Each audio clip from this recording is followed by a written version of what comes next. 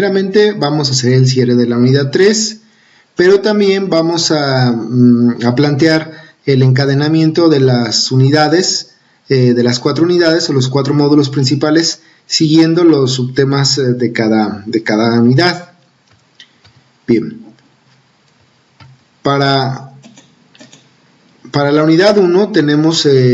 habíamos visto la filosofía de la historia en Occidente, la cual se desarrolla con un marcado modernismo, un marcado desarrollo del devenir histórico, con la idea de progreso, o una idea lineal, y también al mismo tiempo una idea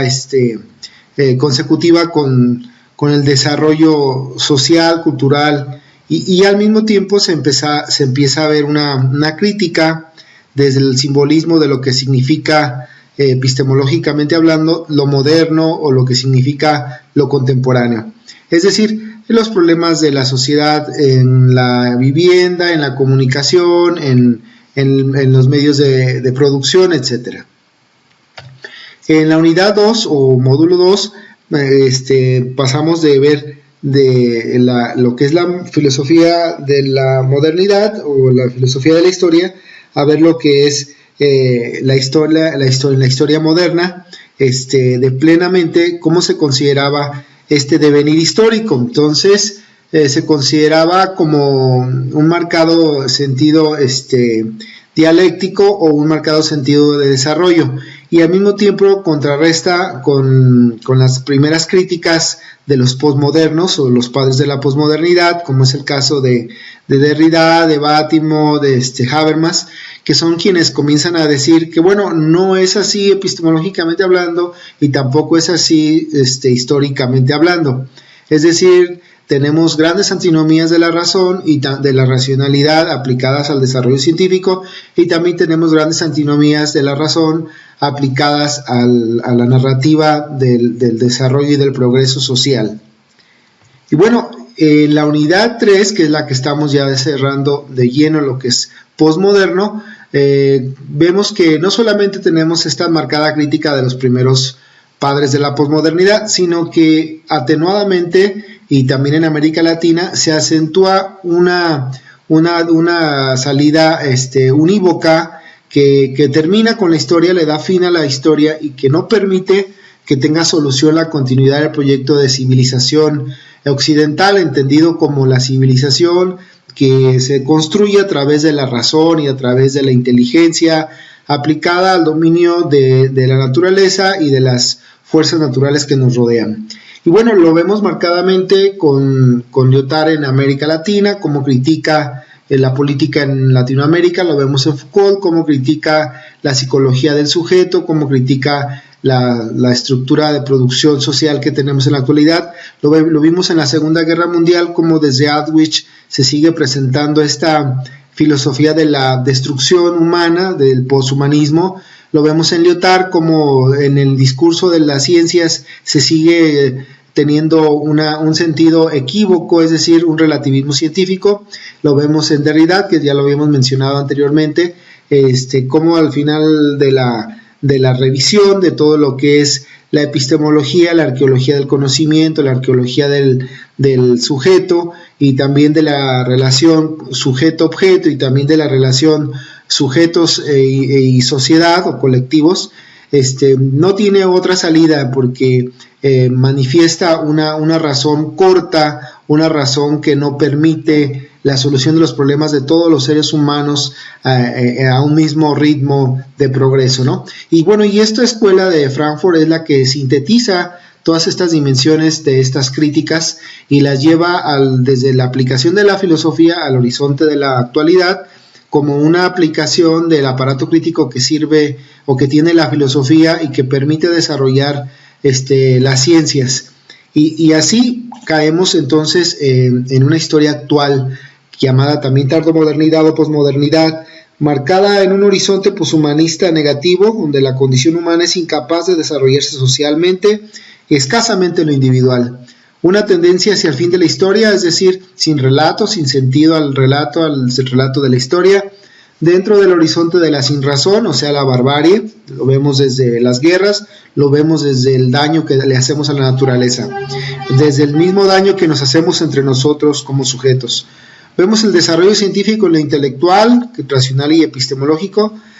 con un sentido unívoco y equívoco, es decir, un relativismo científico que pone en crisis todas las ciencias sociales, humanas, etc. Se conjuga la filosofía de la ciencia y de la historia, junto con las ciencias sociales, en una crisis que también no tiene una solución contundente, un nuevo realismo que realmente manifieste que se termina lo posmoderno. Surgen nuevas corrientes del pensamiento realista, pero bueno, sería fuera de nuestra asignatura y habría que ver si estas nuevas corrientes dan solución al posmodernismo o lo que hacen es más bien enfocar el pensamiento desde otra perspectiva, de otra filosofía de la mente, para buscar un nuevo desarrollo que ya no es el mismo discurso que venimos manejando con el desarrollo de la historia científica social hasta el siglo XX.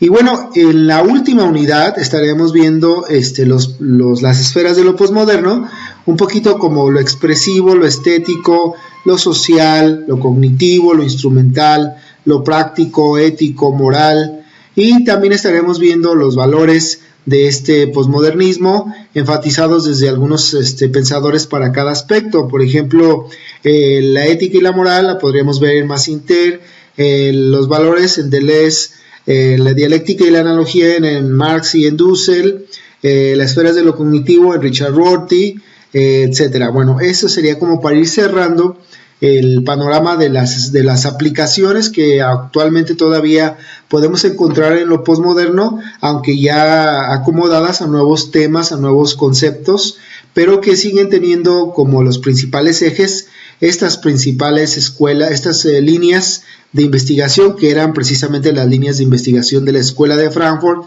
y las conclusiones a las que había llegado la Escuela de Viena, es decir, una lógica epistemológica que había llegado al contundente racionalismo y a su propia crítica, es decir, al encuentro con aquello que era equívoco para volver a plantear el horizonte de lo científico desde una epistemología más apropiada al desarrollo humano. Y bueno, entonces estas nuevas formas de platicar o de explicar o de expresar lo posmoderno es lo que ahora conocemos con Zizek, lo que vemos con Zygmunt Bauman, lo que vemos con Bichot, es decir, nuevos pensadores, por ejemplo, Marcus Gabriel, etcétera, que tienen una nueva postura para plantear lo posmoderno y seguir dándole salida a la aplicación de la filosofía como pensamiento, como algo práctico, que no es solamente sabiduría, sino ciencia contemporánea y que nos permite solucionar nuestros problemas de la vida actual. Y bueno, en las dimensiones de lo posmoderno actualmente, pues vamos a encontrar fusión de diferentes esferas en la vida social. Vamos a encontrar algunas condiciones posmodernas que se manifiestan en todas las dimensiones de la vida. Por ejemplo, los grandes problemas que hay en cada área es lo que se comienza a trabajar desde lo posmoderno y se pasa a la filosofía contemporánea. Lo económico, la filosofía de la economía, el capitalismo global insano y una desaceleración económica que choca con los intereses sociales. Lo político, filosofía de la política, una democracia con problemas de sustentabilidad y sentido hacia los derechos. Filosofía de la cultura, presencia de un paradigma sincretista, con marcadas tendencias en diversos estilos de vida, manipulación laboral económica, etc. Filosofía de la religión, con una presencia de diversas creencias, un marco de distintos credos religiosos, ideologías de Estado. Lo científico, filosofía de la ciencia, una presencia de un paradigma científico que tiende al relativismo, es decir, tiene que subsanar esta forma de integrar las diferentes ciencias exactas. Lo filosófico, con la presencia de una problemática en todas las áreas del saber humano. Entonces son las dimensiones posmodernas que dan pie al problema de las filosofías o la filosofía principal actual y marcan la pauta para un nuevo despertar filosófico y una nueva ciencia contemporánea.